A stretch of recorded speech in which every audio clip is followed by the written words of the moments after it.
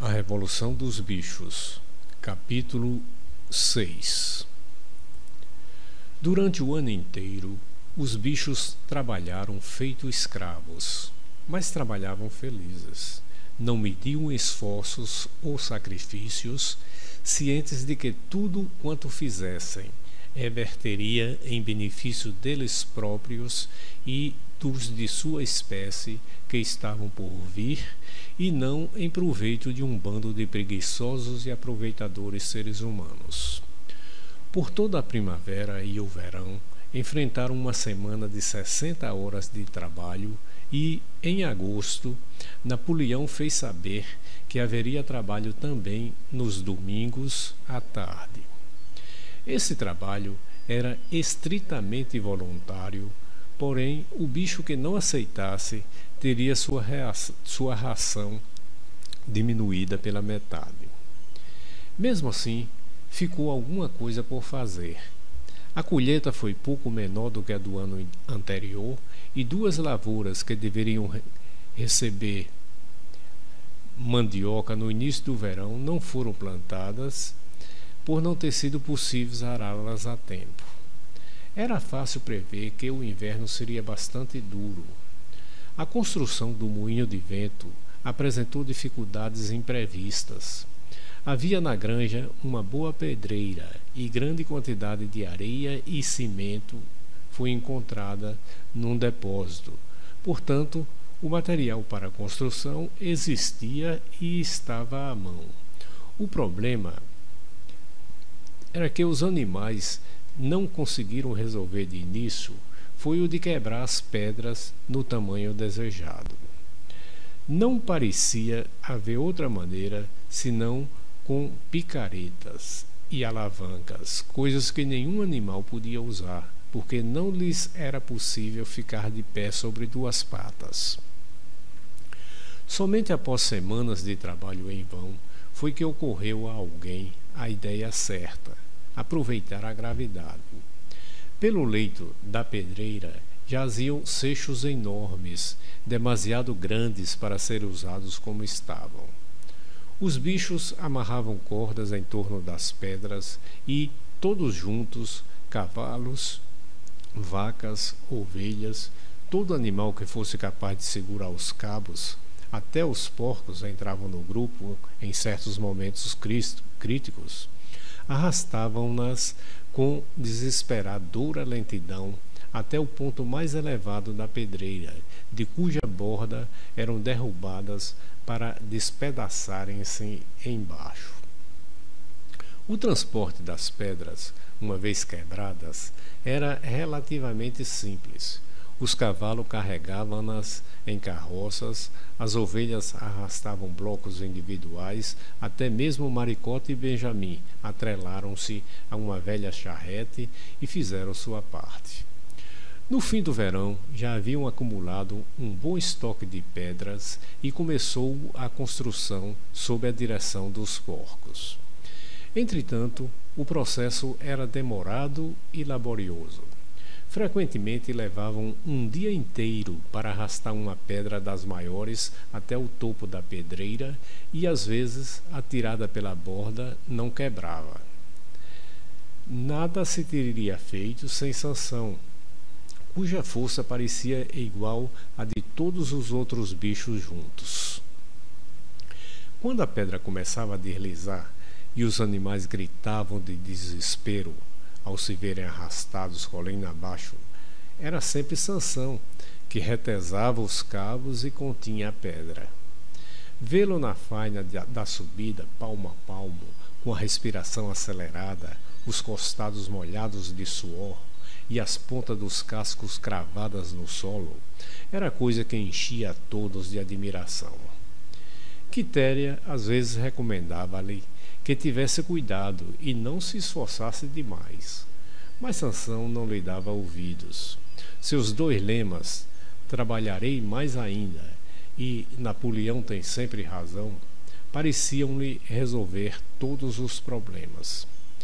Pediu a um dos galos que o acordasse 3/4 de hora mais cedo pela manhã, ao invés de meia hora, e nos momentos de folga coisa que nos últimos tempos não sucedia muito a miúde, ia sozinho à pedreira, juntava um monte de pedra britada e puxava-o até o local do moinho de vento, sem a ajuda de ninguém.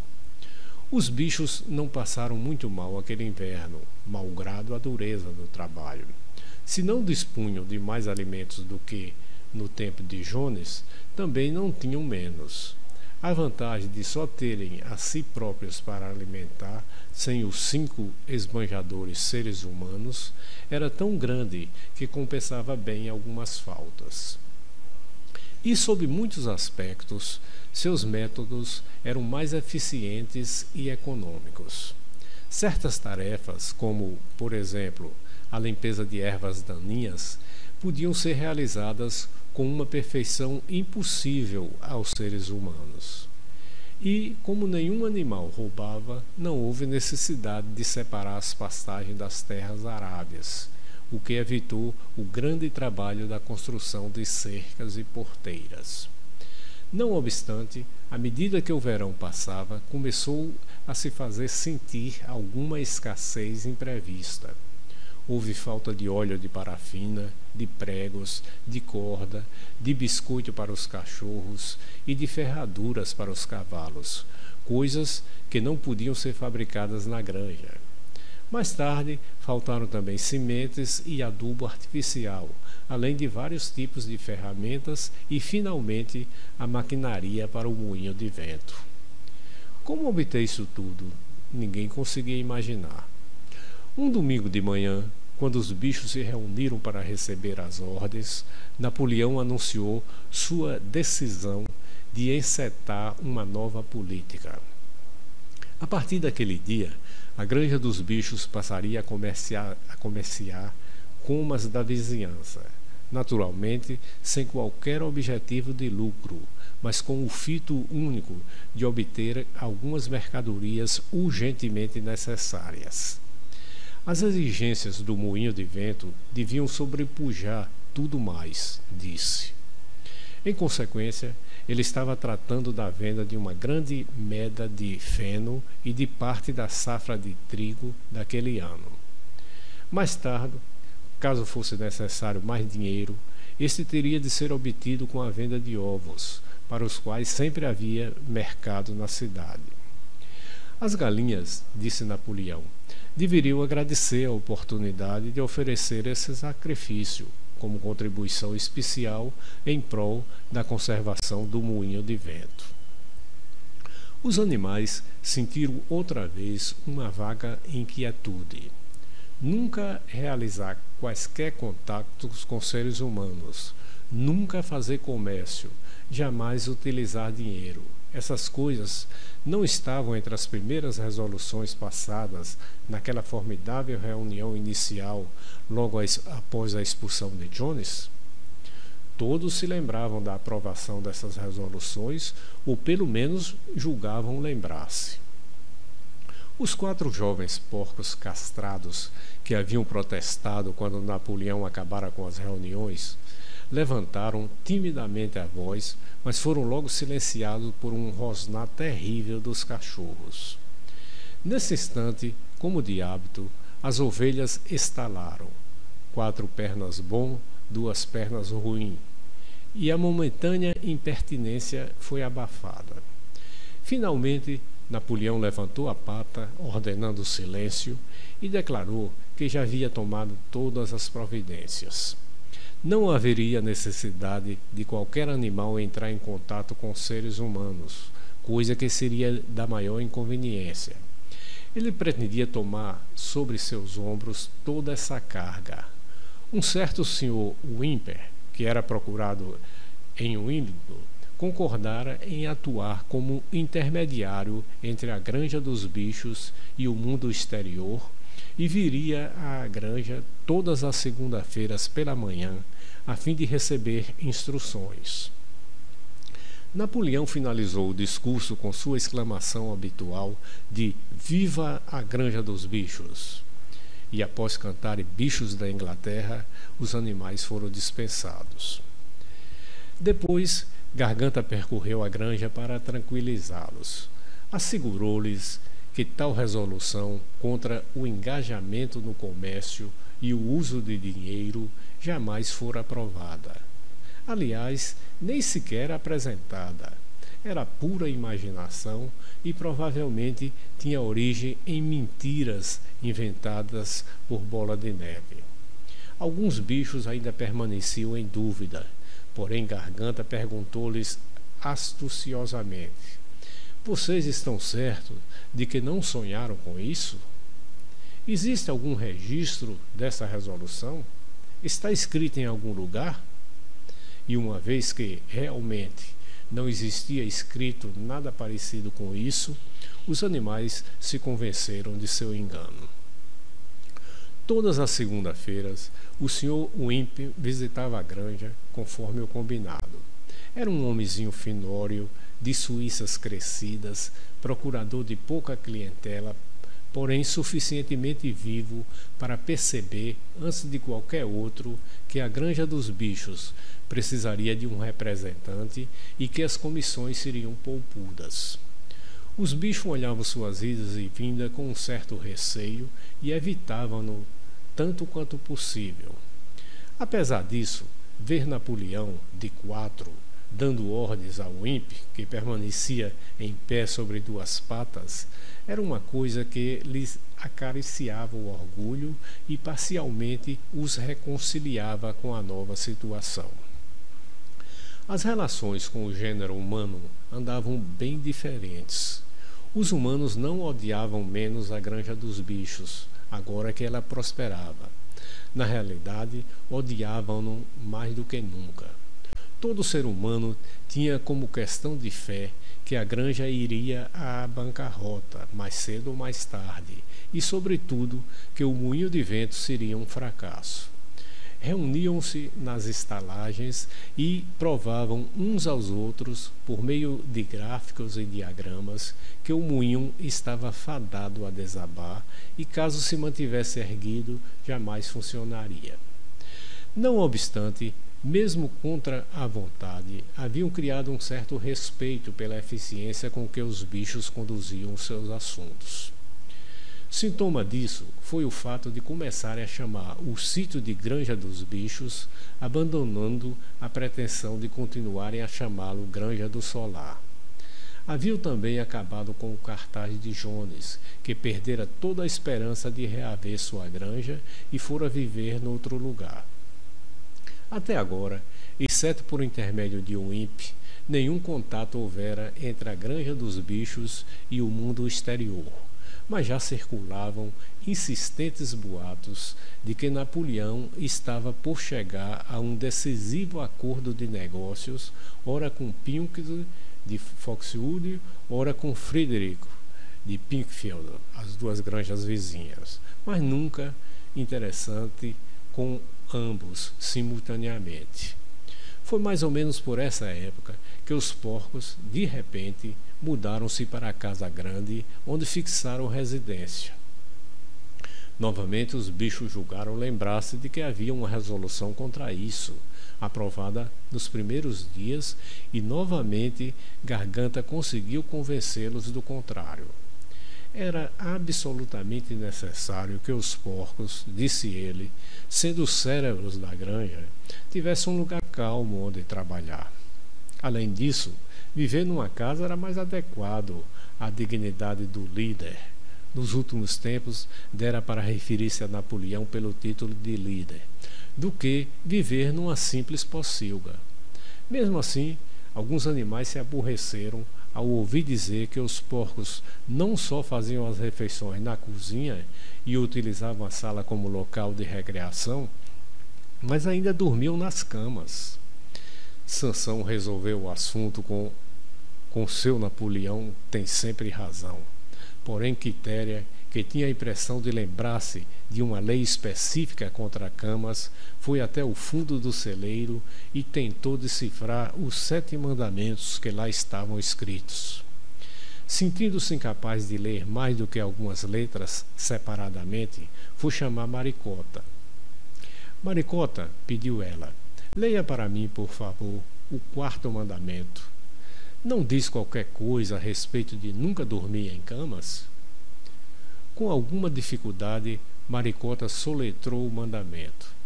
Diz que nenhum animal dormirá em cama com lençóis. Interessante. Quitéria não se recordava dessa menção a lençóis no quarto mandamento, mas, se estava escrito na parede, devia haver. E Garganta, que por acaso passava nesse momento, acompanhado de 2 cachorros, colocou todo o assunto na perspectiva adequada. Com que então vocês, camaradas, ouviram dizer que nós, os porcos, agora dormimos nas camas da casa? E por que não? Vocês não supunham, por certo, que houvesse uma lei contra camas, não é? A cama é meramente o lugar onde se dorme. Vendo bem, um monte de palha no estábulo é uma cama. A lei contra os lençóis, que são uma invenção humana. Nós retiramos os lençóis das camas da casa e dormimos entre cobertores. Confortáveis, lá isso são, porém não mais do que necessitamos. Posso afirmar-lhes, camaradas, com todo o trabalho intelectual que atualmente recai sobre nós, vocês não seriam capazes de negar-nos o repouso. Seriam, camaradas? Vocês não desejariam ver-nos tão cansados que não pudéssemos cumprir nossa missão, não? Será que alguém quer Jones de volta? Os animais tranquilizaram-no a esse respeito e não se falou mais no fato de os porcos dormirem nas camas da casa. E quando se anunciou, alguns dias depois, que os porcos passariam a levantar-se de manhã 1 hora mais tarde do que os outros bichos, ninguém se queixou disso também. Ao chegar o outono, os animais andavam cansados, mas felizes. Haviam tido um ano difícil e, após a venda de uma parte da safra de feno e de trigo, os estoques para o inverno não eram lá muito abundantes. Mas o moinho de vento compensava tudo, já estava quase pela metade. Após a colheita, houve um período de tempo bom e os bichos trabalharam mais do que nunca, satisfeitos com a tarefa de andarem para lá e para cá, puxando blocos de pedras, desde que com isso conseguisse fazer a parede subir mais alguns centímetros. Sansão chegava a trabalhar de noite 1 hora ou 2 por sua conta à luz da lua. Nas horas de folga, os animais passeavam em volta, maravilhados com o fato de terem sido capazes de construir algo tão imponente. Somente o velho Benjamin se recusava a entusiasmar-se com o moinho de vento, embora, como sempre, não fizesse outro comentário, além do enigma de que os burros vivem muito tempo. Novembro chegou, com fortes ventos de sudoeste. Foi preciso interromper a construção, pois o tempo estava úmido demais para a mistura de cimento. Finalmente, houve uma noite em que a tormenta foi tão forte que os galpões da granja tremeram na base e várias telhas do celeiro foram arrancadas. As galinhas acordaram cacarejando aterrorizadas, pois haviam sonhado, todas ao mesmo tempo, com o barulho de um tiro à distância. Pela manhã, ao saírem os animais de suas baias, deram com o mastro caído no chão e viram o olmeiro do pomar desgalhado como se fosse um rabanete. Mal haviam notado isso quando soltaram um grito lancinante de desespero. Visão terrível se apresentava a seus olhos. O moinho de vento estava em ruínas. Correram todos para o local. Napoleão, que raras vezes abandonava seu passo normal à frente de todos, correu também. Sim, ali estava o moinho, o fruto de todas as suas lutas, rebaixado ao nível dos alicerces, e as pedras que tão laboriosamente haviam levantado, espalhadas pelas redondezas. Impossível falar de início. Ali ficaram olhando tristemente a desordem das pedras caídas. Napoleão andava lentamente de um lado para o outro, em silêncio, ocasionalmente chegando beijando o chão aqui e ali. Seu rabicho se esticava e se sacudia energicamente para lá e para cá, num sinal de febril atividade mental. De repente estacou, como se tivesse chegado a uma conclusão. Camaradas, disse lentamente, quem é o responsável por isto? Sabe quem foi o inimigo que, na calada da noite, destruiu nosso moinho de vento? Bola de Neve, rugiu violentamente com voz de trovão. Bola de Neve foi o autor disto. Com rematada maldade, pensando em destruir nossos planos e vingar-se de sua ignominiosa expulsão, esse traidor penetrou até aqui, sob o manto da escuridão, e destruiu nosso labor de quase um ano. Camaradas, neste local e neste momento, pronuncio a sentença de morte para a Bola de Neve. Uma herói animal, segunda classe, e meio balde de maçãs ao animal que lhe fizer justiça. Um balde inteiro a quem o capturar vivo.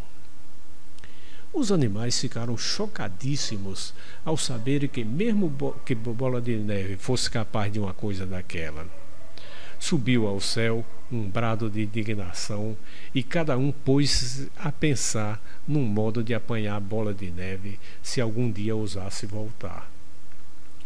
Quase ao mesmo tempo, descobriram-se as pegadas de um porco a pequena distância da colina. Embora marcassem apenas alguns metros, pareciam dirigir-se a um buraco da sebe. Napoleão cheirou-as profundamente e declarou serem de Bola de Neve.